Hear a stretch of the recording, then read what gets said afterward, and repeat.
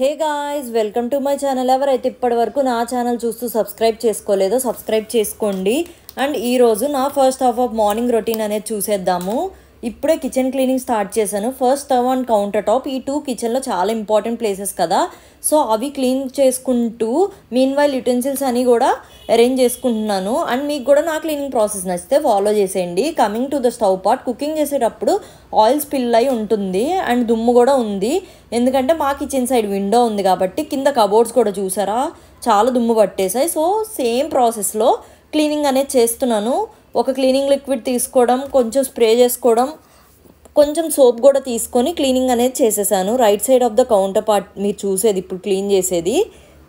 And finally నా kitchen అయితే ready అయిపోయింది, చాలా నీట్గా అయిపోయింది.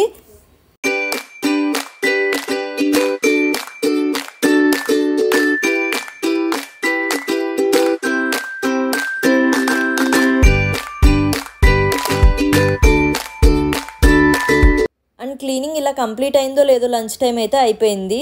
నేనైతే రైస్ అండ్ దాల్ ఫస్ట్ కుక్కర్లో పెట్టేసి కొంచెం రసం ప్రిపరేషన్ కూడా స్టార్ట్ చేశాను. రసం కోసం కొన్ని టమాటాస్ కట్ చేస్తూ రసం కూడా స్టవ్ మీద పెట్టేశాను.